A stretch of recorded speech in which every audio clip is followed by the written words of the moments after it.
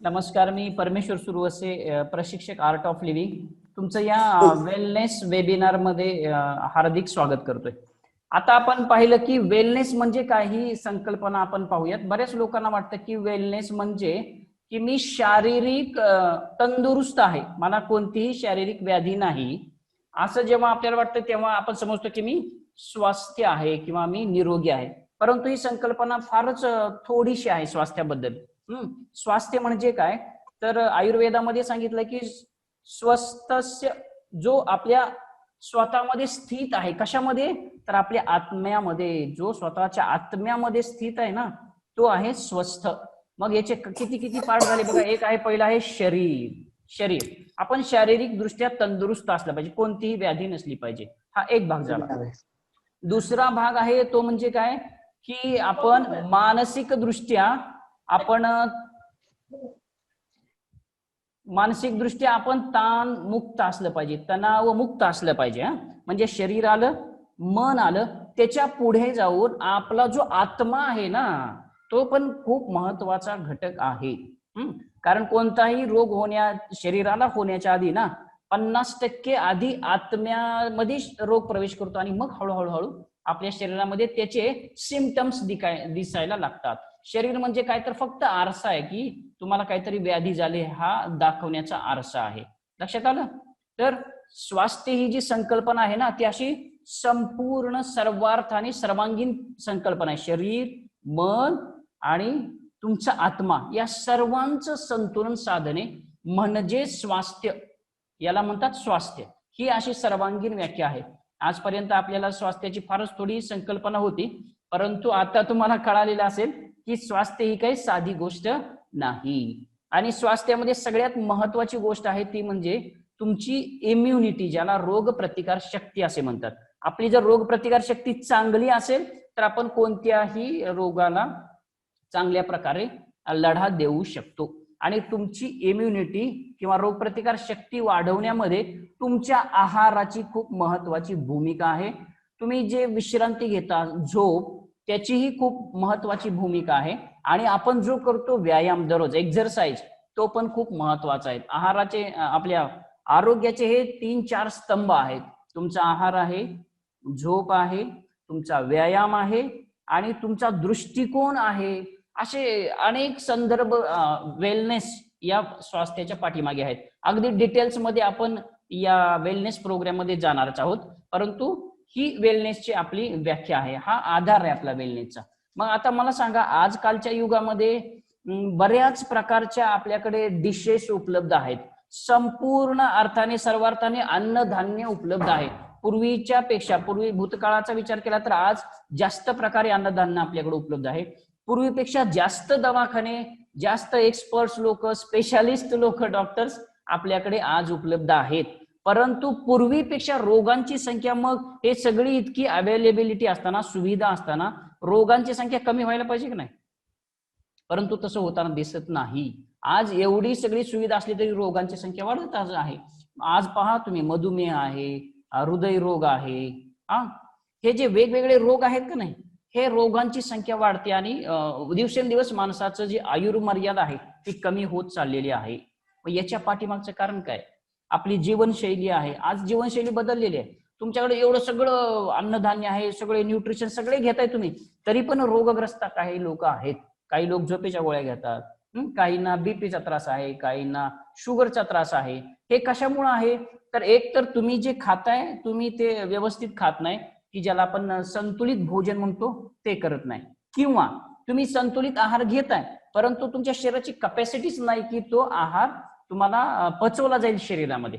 जसं की आजकाल बघा तुम्ही, व्हिटॅमिन B12 असेल, कॅल्शियम असेल, यांची कमतरता आहे म्हणून बऱ्याचशा तक्रारी असतात. महिलांच्या असतात, पुरुषांच्या असतात. डॉक्टरांकडे डॉक्टर तेच लिहून देतात, व्हिटॅमिन B12च्या गोळ्या घ्या, है ना, किंवा ते व्हिटॅमिन B12 असेल, व्हिटॅमिन D असेल, याची कमतरता आहे आणि याच्या गोळ्या घ्या म्हणून सांगतात. तर हे कशामुळे होतं? तर आपण आपल्या आहाराकडे व्यवस्थित लक्ष देत नाही. आपण दिवसातून दररोज 3 वेळा खातो, परंतु काय खातो, कसं खातो, आपल्या शरीराला त्याच्यातून ऊर्जा किती मिळते, आपल्याला गरज किती आहे, याची माहितीच आपल्याला नाही. मग मला सांगा तुम्हाला कोणत्या पदार्थातून किती कॅलरी ऊर्जा मिळते, कोणते पदार्थ वात पित्त कफ वाढवतात, याची थोडीशी माहिती असायला पाहिजे. परंतु तो पण फार किचकट भाग त्याच्याकडे जाण्यापेक्षा एक समजा तुम्ही जी लाळ आहे आपल्या शरीरामध्ये तयार होते, तुम्हाला माहित आहे का की आपल्या शरीरामध्ये 1.5 लिटर लाळ दररोज तयार होते, 1.5 लिटर दररोज. मग मला सांगा या लाळेची खूप महत्वाची भूमिका या आपल्या पचनशक्ती मागे आहे आणि इम्युनिटी वाढवण्यामध्ये लाळ खूप महत्वाची भूमिका करते. जसं की आता तुम्हाला माहिती आहे ना, स्वॅब वगैरे घेताना कोरोनाचा रिपोर्ट घेताना स्वॅब कुठला घेतायत, लाळेचा घशातला स्वॅब घेतायत ना, म्हणजे लाळेतून कळतंय. जसं रक्ताची टेस्ट करतात ना, तशी लाळेची पण टेस्ट करतात आणि तुमचं आरोग्य कसं आहे काय हे लाळेवरून कळतं. मग मला सांगा ही इतकी महत्वाची भूमिका लाळेची आहे, तर त्या लाळेबद्दल आपल्याला माहिती पाहिजे. आपण जेवताना चावून चावून चावून चावून खाल्लं पाहिजे. आपण म्हणतो ना आपण 32 वेळा 44 वेळा जे काय तुम्ही लहानपणी शिकलाय तेवढ्या वेळा चावून खाल्लं पाहिजे. परंतु खातो का आपण तसं? खात नाही. आपण 10-15 मिनिटात जेवण उरकतो आणि जातो आणि इथूनच आरोग्य बिघडायला सुरुवात होते. लक्षात आलं? मग हे झालं आहाराबद्दल. त्याच्यानंतर आपण दररोज झोपतो, आपल्याला 6 ते 8 तासाची झोप आवश्यक आहे. परंतु आपली झोप व्यवस्थित होत नाही. झोपेमध्ये पण विचार चालू असतात, प्लॅनिंग सुरू असतं आणि झोप पण व्यवस्थित नाही, मग आहार व्यवस्थित नाही आणि कामं तर भरपूर आहेत आणि मग ताणतणाव तुमच्या शरीरामध्ये प्रवेश करणार आणि ताणतणाव आला रे आला की वेगवेगळे व्याधी तुम्हाला जन्मणार. संत तुकारामांनी सांगितलेलंच आहे, शरीर रोगाचे भांडार, शरीर दुःखाचे आगर. शरीर रोगाचे भांडार, शरीर दुःखाचे आगर. शरीर म्हणजे रोगाचं भांडार पण आहे, दुःखाचं आगर पण आहे. लक्षात आलं? तुम्ही जर याची व्यवस्थित काळजी नाही घेतली आणि जर व्यवस्थित काळजी घेतली तुम्ही तर शरीर देह देवाचे मंदिर असं आपण म्हणतो. आपल्या शरीरामध्ये राहून आपल्याला खूप उत्साही जीवन म्हणजे उत्सव आहे, जे आपल्या रविशंकरजी गुरुजींचं स्वप्न आहे ना, ते तुम्हाला लक्षात येईल की खरंच जीवन म्हणजे उत्सव आहे. लक्षात आलं? तर त्याच्यासाठी आपले रोगप्रतिकार शक्ती वाढवण्यासाठी सर्वात महत्वाचा आहे तो म्हणजे आयुर्वेदामध्ये सांगितलंय की अग्नी आपला व्यवस्थित पाहिजे. जर अग्नी व्यवस्थित नसेल तर आपल्या शरीरामध्ये अग्निमांद्य होतं आणि अग्निमांद्य झाली की मग आपल्याला वेगवेगळे विकार जडतात. तर त्याच्या संदर्भात आपण मी एक रोड मॅप बनवलेला आहे, काय म्हणतात त्याला, आपला मॅप बनवलेला आहे, माइंड मॅप. त्या मॅपद्वारे आपण पुढे जाऊयात. ओके. हा, तर या ठिकाणी पहा, इम्युनिटी हा जो भाग आहे ना तो आपल्या आरोग्याच्या अतिशय केंद्रस्थानी आहे आणि इम्युनिटी मध्ये तुम्हाला सांगितलं की आयुर्वेदामध्ये सांगितलं की अग्नी हा खूप महत्वाची भूमिका आपल्या या रोगप्रतिकार शक्तीमध्ये बजावतो. जर तुम्हाला अग्निमांद्य झालं तर तुम्हाला वेगवेगळे विकार होतात, ते पाहूयात आपण. तर हा जो अग्नी आहे ना याच्यावरती परिणाम कशा कशाच होतो, तर डायजेस्टिव्ह सिस्टीम आणि फूड या 2 गोष्टींना या अग्नीवरती परिणाम करतात. आपलं आहार आणि तुमची जी डायजेस्टिव्ह सिस्टीम आहे. ओके. तर डायजेस्टिव्ह सिस्टीम जर तुमची बिघडली किंवा आहार चांगला नसेल तर अग्निमांद्य होते. अग्निमांद्याला कोणकोणते घटक कारणीभूत आहेत तुम्हाला दिसेल पुढं बघा. अग्निमांद्य झालं तर काय काय होतं या ठिकाणी. हा, तर डायजेस्टिव्ह सिस्टीम बिघडली आणि म्हणजे आहार तुमचा चुकीचा झाला की तुम्हाला रोग होणार, डिसीजेस होणार, इन्फेक्टिव्ह किंवा संसर्गजन्य जे रोग आहेत ना ते रोग होतात. लक्षात आलं? आहार तुमचा बिघडला असेल त्याच्यामुळे रोग होतात. रोग झालं की अग्निमांद्य निर्माण होतं आणि त्याच्यामुळं बाकीचे रोग यायला सुरुवात होते. त्याच्यानंतर बघा या ठिकाणी तुम्हाला दिसेल, मग तुमची जर इम्युनिटी व्यवस्थित ठेवायची असेल तर आपल्याला काही नियम, काही टिप्स माहित पाहिजे. त्या टिप्स आपण बघूयात. उदाहरणार्थ बघा, आपला जो अग्नी व्यवस्थित राहण्यासाठी, संतुलित राहण्यासाठी आपल्याला फ्रेश फूड खाल्लं पाहिजे. आताच बघितलं आपण फूडचा इफेक्ट होतो अग्नीवरती. फ्रेश फूड पाहिजे. स्लीप, आपली जी झोप आहे ना व्यवस्थित पाहिजे, पुरेशी पाहिजे. त्याच्यानंतर शुगर, साखर. आयुर्वेदामध्ये ना 3 पांढरे विष सांगितलेले आहेत, तुम्हाला माहिती आहे? मैदा, साखर आणि मीठ. गुरुजी तर म्हणतात तुम्ही 1 चमचा जरी साखर खाल्ली ना, ती साखर पुढच्या 2.5 ते 3 तासासाठी तुमची इम्युनिटी 50% कमी करते. त्यामुळे शुगर, आपण पांढरी साखर पूर्णतः टाळली पाहिजे. त्याच्यानंतर कोल्ड वॉटर, थंड पाणी जे आहे ना ते पिणं आपण टाळलं पाहिजे, ते काय आपल्याला उपयोगाचं नाही आहे. ओके. हे झाले काही टिप्स आहार, झोप आणि साखर आणि पाण्याबद्दल. त्याच्यानंतर सगळ्यात महत्वाचा आणि अतिशय दुर्लक्षित भाग आहे तो म्हणजे तुमच्या ज्या इमोशन्स आहेत, आपले जे ऍटिट्यूड्स आहेत, त्याच्यामुळे पण आपली इम्युनिटी कमी होते, रोगप्रतिकार शक्ती कमी होते. काय काय आहे त्याच्यामध्ये? बघा, अँगर, राग किंवा दुःख. तुम्ही जर सतत दुःखी असाल, सतत रागावत असाल, तर त्याच्यामुळे काय होतं? अग्निमांद्य होतं.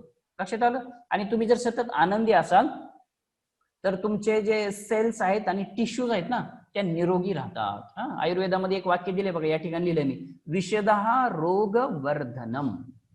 विषदः रोगवर्धनम. तुम्ही जर सतत या निगेटिव्ह इमोशन्स तुमच्या शरीरामध्ये सतत येत असतील, मनामध्ये येत असतील, तर तुमची इम्युनिटी पॉवर कमी होते. भीती, करोनाची भीती जर असेल ना, भीतीमुळे पण तुमची रोगप्रतिकार शक्ती कमी होते. एक महत्वाची भूमिका आहे इमोशन्स आणि ऍटिट्यूड्स मध्ये. मग ते ऍटिट्यूड कसे चेंज करायचे, सकारात्मक कसे करायचे, आपल्या भावना कशा कंट्रोल करायच्या, याच्यावरती काय उपाय आहे का? तर याच्यावरती उपाय आहेत दोन, या ठिकाणी खाली तुम्हाला दिसत आहेत, प्राणायाम आणि मेडिटेशन. ओके, प्राणायाम मुळे काय होतं? प्राणायाम केला की तुमच्या शरीरातून जे टॉक्झिन्स आहेत ना, विषारी पदार्थ आहेत, ते प्राणायामाद्वारे बाहेर पडतात. आणि आपण हे सगळं तुम्हाला वेलनेस प्रोग्राम मध्ये प्राणायाम शिकवले जातात की जे तुम्हाला इम्युनिटी बिल्ड अप करण्यासाठी उपयोगाला ठरतात.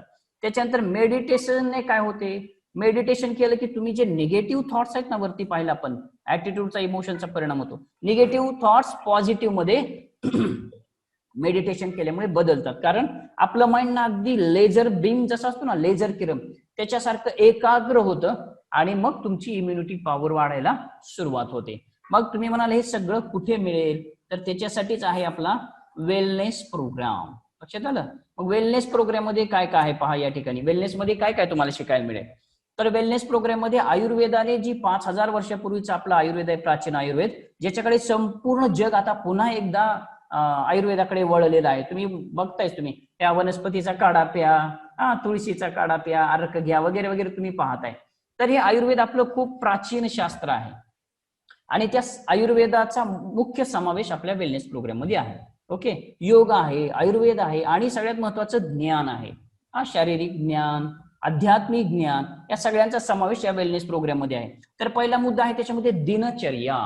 जसं बघा, सूर्य वेळेवर उगवतो, वेळेवरती मावळतो, है ना, आणि त्या पद्धतीनं आपण जर आपली दिनचर्या आखली तर आपली इम्युनिटी हाय लेवलवरती राहील, चांगली राहील, स्वास्थ्य चांगलं राहील. परंतु आपल्याला माहितच नाही दिनचर्या कशी आखायची, कोणत्या वेळेला कोणतं काम करायचं. तर त्याचं ज्ञान तुम्हाला वेलनेस प्रोग्राम मध्ये मिळेल. त्याच्यानंतर आयुर्वेद. आयुर्वेद म्हणजे काय? आयुष्याचा वेद आहे तो. तो काय आहे? त्या आयुर्वेदाविषयी माहिती. आयुर्वेदाने जे वात, पित्त आणि कफ हे जे 2-3 त्रिदोष सांगितलेत, त्याची माहिती तुम्हाला या वेलनेस प्रोग्राम मध्ये मिळेल. त्याच्यानंतर योगा आहे, मेडिटेशन्स आहेत, दररोज मेडिटेशन्स आहेत गुरुजींच्या आवाजात, प्राणायाम आहेत. त्याच्यानंतर आहे बॉडी क्लॉक. आपल्या शरीरामध्ये एक क्लॉक आहे, बॉडी क्लॉक ज्याला म्हणतात. जसं आपण भिंतीवर जर घड्याळ पाहून काम ठरवतो ना, तसं आपल्या शरीरात एक बॉडी क्लॉक आहे की जे ऑटोमॅटिक काम करतं. मग त्या बॉडी क्लॉक बरोबर आपण अलाइनमेंट कशी साधायची याची माहिती पण तुम्हाला या वेलनेस प्रोग्राम मध्ये मिळेल. त्याच्यानंतर आहे डायट आणि न्यूट्रिशन. याच्याबद्दल अतिशय सविस्तर माहिती तुम्हाला त्या टॉपिक मध्ये पाहायला मिळेल. त्याच्यानंतर स्ट्रेस, की जो आता संपूर्ण जगभरामध्ये आहे.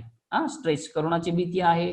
त्याच्यानंतर तुम्हाला सगळ्यांना भरपूर काम आहे, तुमचं ऑफिस सांभाळायचं आहे, घर सांभाळायचं आहे, बिझनेस सांभाळायचा आहे, आणि आपल्याकडे एनर्जी फारच थोडी आहे आणि पुन्हा वरून हे करोनाचं टेन्शन आहे. मग मला सांगा, आपल्याला 24 तासाचा दिवस 28 तास तर करता येणार नाही. लक्षात आलं? बरं, कामं कमी करावीत म्हणलं तर ते पण शक्य नाही. कामं कशी कमी करणार? फक्त एकमेव पर्याय आहे आपल्याकडे, काय? की आपली शक्ती वाढवणे, ऊर्जा वाढवणे.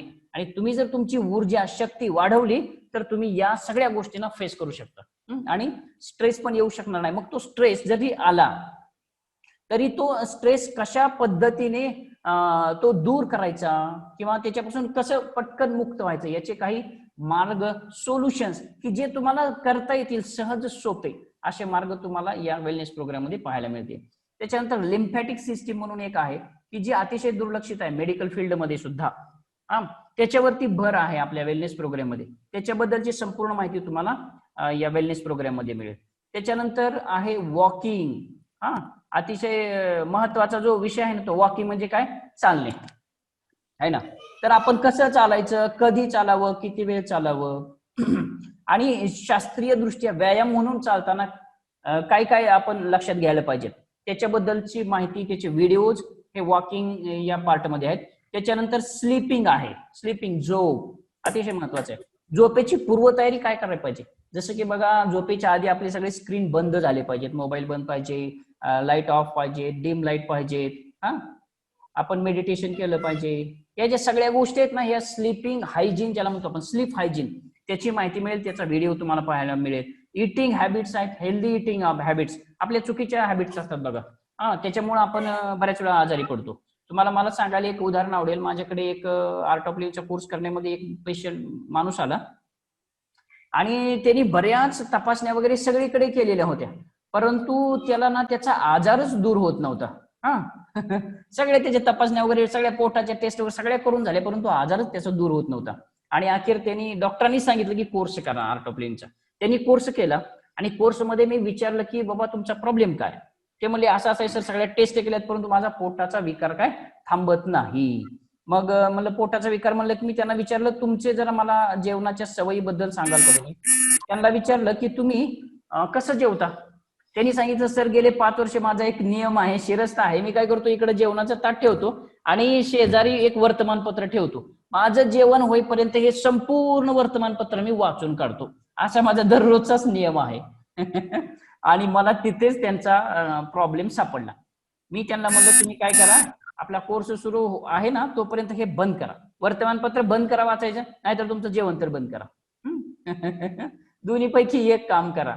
मग त्यांनी पूर्ण जेवणाकडे लक्ष दिलं आणि सांगायला आश्चर्य वाटतंय मला की 7 दिवसामध्येच त्यांचा पोटाचा विकार तो थांबूनच गेला. त्यांनी जे गोळ्या औषध आणले होते ना ते मेडिकल वाल्याला परत देऊन पैसे दे म्हणलं माझे माघारी, बस मला माझा काय अडचण आहे, प्रॉब्लेम आहे मला समजली, मी आता ठीक आहे.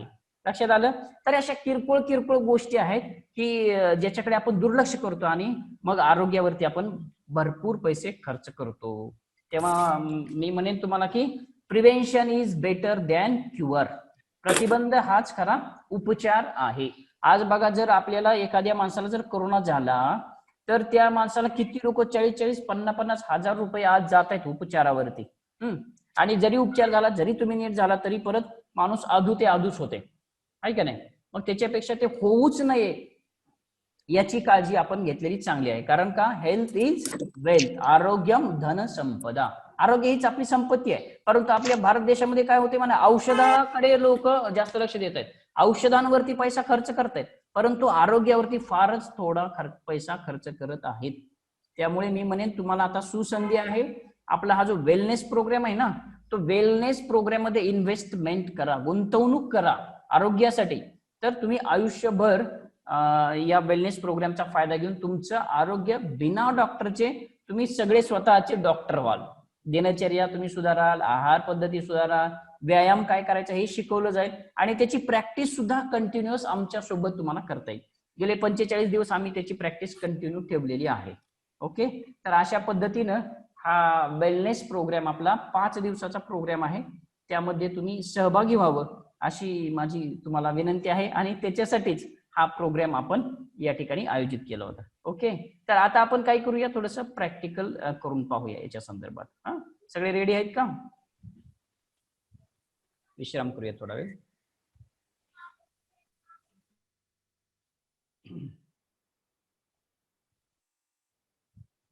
ओके. दुसरा राऊंड करूया. हात समोर करा आणि आता सारखाच 10चा दुसरा राऊंड करूया. चला स्टार्ट.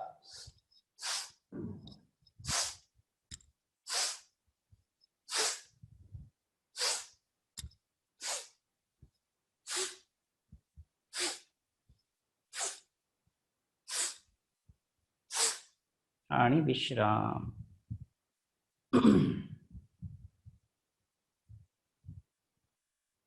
थोडा वेळ विश्राम करूया.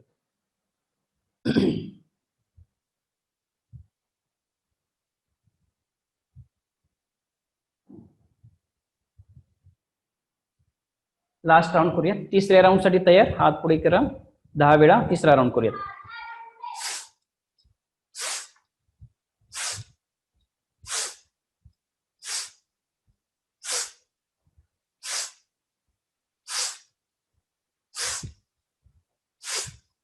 आणि विश्राम.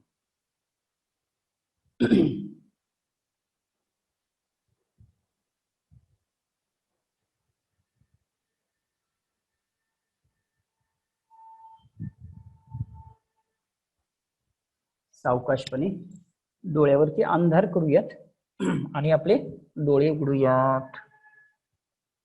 विश्राम. आपण एक 9 राऊंड नाडी शोधन प्राणायाम करूयात. डावा हात जो आहे ना तो असा आहे, तर्जनी आणि अंगठा टेकवायचे, 3 बोटे सरळ आहेत. डावा हात आपल्या मांडीवरती ठेवायचा, डाव्या मांडीवर, आणि उजवा हात जो आहे ना त्याचे आपल्याला 3 भाग करायचे असे. अंगठा, ही 2 बोटे आणि उरलेली 2 बोटे. हे 2 बोटे इथे ठेवायचे, आपल्याला गंध लावतो तिथे आपण. आणि या अंगठ्याचा उपयोग ही नाकपुडी चालू बंद करण्यासाठी करायचा आहे. आणि ही 2 बोटे आहेत ना त्यांचा उपयोग ही दुसरी नाकपुडी चालू बंद करण्यासाठी करायचा आहे. आपण काय करणार आहोत, एका वेळेस एका नाकपुडीने श्वास घेणार आहोत. बघा मी दाखवतो. एकदा डाव्या नाकपुडीने श्वास घेतला, उजव्या नाकपुडीने सोडणार. परत उजव्या नाकपुडीने घेतला, डाव्या नाकपुडीने सोडणार. परत डावीने घेणार, उजवीने सोडणार. असे 9 राऊंड आपल्याला करायचे. एका वेळेस एकच नाकपुडी चालू असेल, एक बंद असेल. चला करूया. एक साधारण श्वास आत आणि बाहेर. आता उजवी नाकपुडी बंद करूया. डाव्या नाकपुडीने श्वास आत, उजव्या नाकपुडीने बाहेर, डावी नाकपुडी बंद. आता उजवी नाकपुडी बंद, डाव्या नाकपुडीने बाहेर, डावीने आत, उजवीने बाहेर. सुरू ठेवा 9 राऊंड.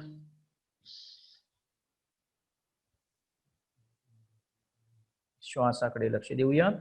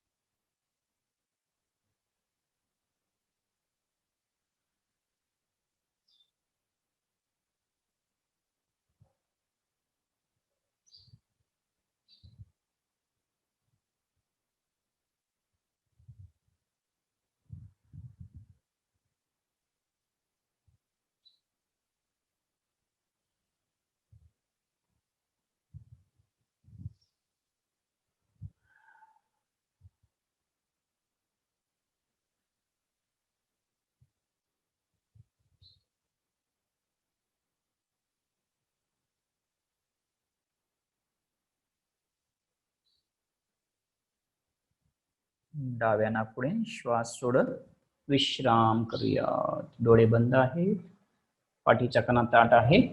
आपण आता गुरुजींच्या आवाजामध्ये एक मेडिटेशन करूयात. डोळे बंदच ठेवूयात आपले.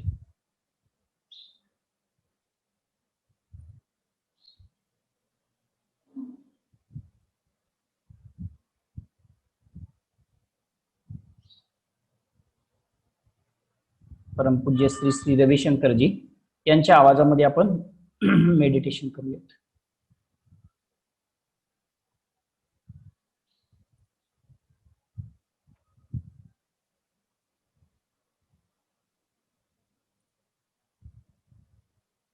मेडिटेशन मध्ये आपल्याला काही करायचं नाही. ज्या सूचना असतील त्या सूचना फक्त आपल्याला ऐकायच्या आहेत. आणि ते पण फारसं लक्ष न देता सहज अगदी कानावर पडतील अशा पद्धतीने. फार सिरियस नव्हता तर मेडिटेशन आपलं चांगलं होतं. पाठीचा कणा ताठ ठेवूयात.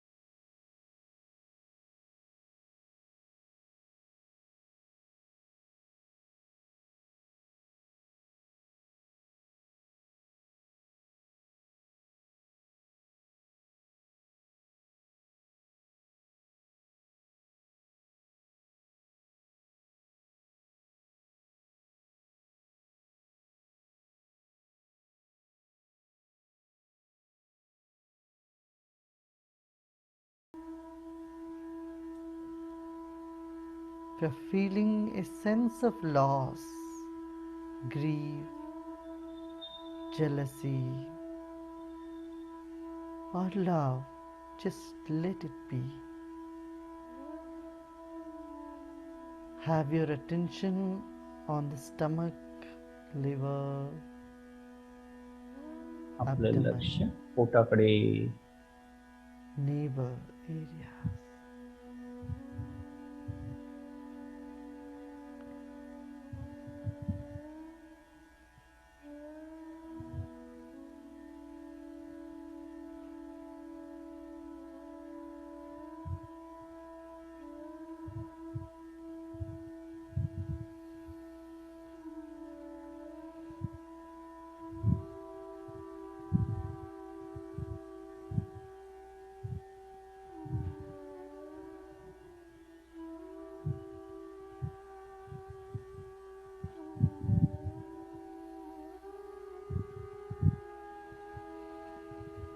Observe your breath. It's either steady or shaky. It's either warm or cool. श्वासाचं निरीक्षण करूयात. थंड आहे श्वास की गरम आहे, त्याकडे लक्ष देऊयात. Take a few deeper breaths. खोल श्वास घेऊयात And keep relaxing your whole body. संपूर्ण विश्राम करूयात.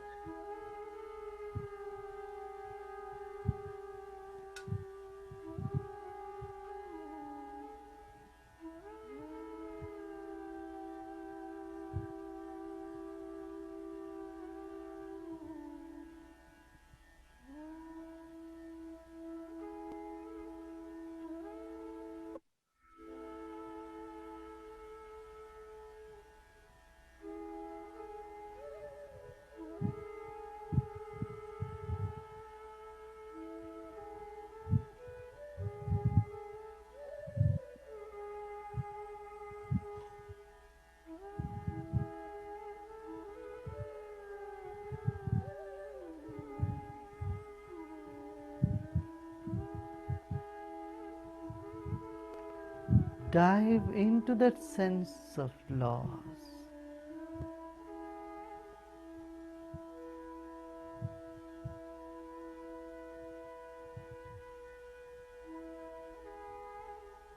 Embrace any negative feelings and sensation with both your arms.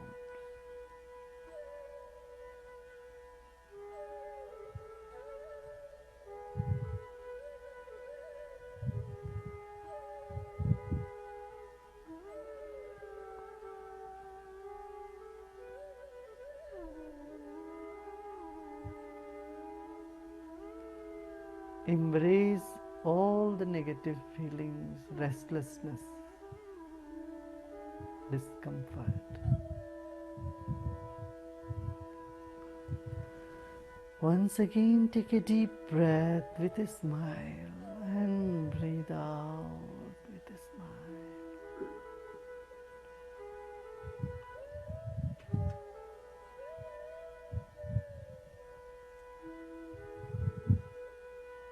We're not in a hurry to get rid of any stress or strain.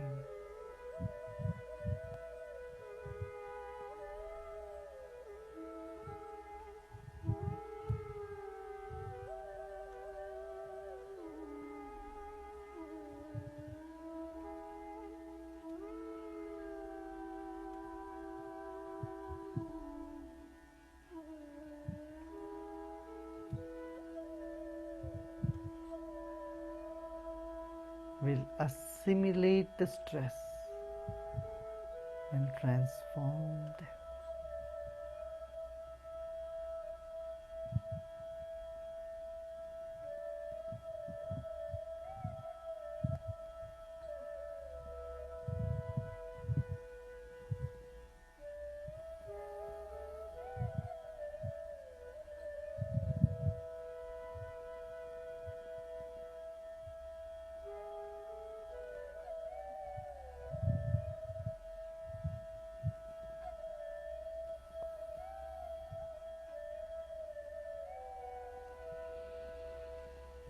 Few more deep breaths.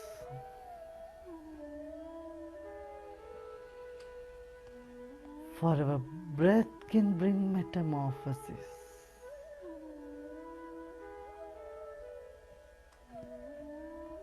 It can change all the negative feelings into peace and harmony.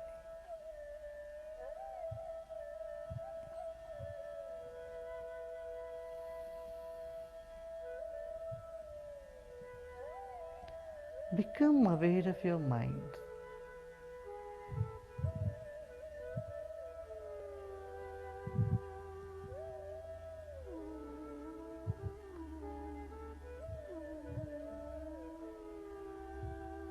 Your mind is surrounding the body and pervading every particle of your body.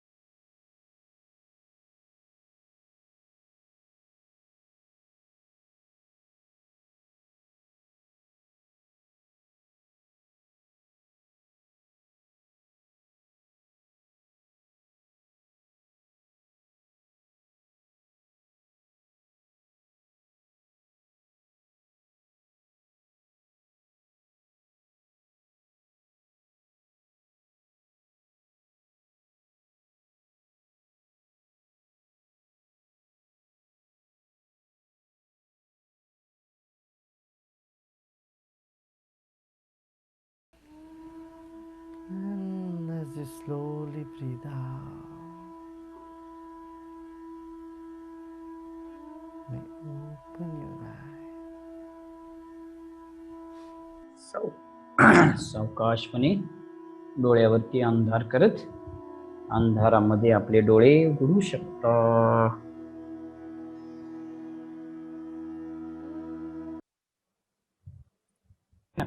मग सांगितलं की laser beam सारखं आपलं मन होतं आणि संपूर्ण शक्ती मनाची एकवटते की जे दिवसभर सारखं इकडं तिकडं बाहेर मन पळत असतं ते या मेडिटेशनने एकवटतं आणि मग आपल्याला ऊर्जा मिळते. ध्यानामुळे आपल्याला तुम्हाला माहित आहे 20 मिनिटाचं ध्यान म्हणजे 3 तासाची झोप असते. लक्षात घ्या. पण डीप मेडिटेशन पाहिजे. हा, ज्यांना झोप नीट मिळत नाही ना त्यांनी मेडिटेशन करणं खूप गरजेचं आहे. तर असे वेगवेगळे मेडिटेशनचे प्रकार तुम्हाला दररोज 5 दिवस वेगवेगळे मेडिटेशन्स असतील जे की गुरुजींच्या आवाजात आहेत. तर अशा पद्धतीनं आपला वेलनेस प्रोग्रामची सर्व माहिती तुम्हाला सांगून झालेली आहे. परंतु लक्षात ठेवा ज्ञान असणं हा एक प्रकार आहे आणि ज्ञानाचा वापर करणे हा दुसरा प्रकार आहे. जर ज्ञानाचा वापर केला तरच त्याचा फायदा होईल. नाहीतर काही उपयोग होणार नाही. हा वेलनेसचा एक भाग आहे. तुम्ही कोर्स मध्ये आल्यानंतर शिका. जसं की तुमच्या बँकेत पैसा भरपूर आहे. तुम्ही कोट्याधीश आहात परंतु त्याचा वापरच नाही केला तर त्या कोटीचा काही उपयोग होणार नाही. इथेच ठेवून जाणार तुम्ही. हा, तसं तुमच्याकडे नॉलेज मिळालं आता वेलनेस प्रोग्रामचं नॉलेज मिळालं तुम्हाला इम्युनिटी कशी वाढवायची परंतु त्याचा वापर नाही केला तर काही उपयोग होणार नाही.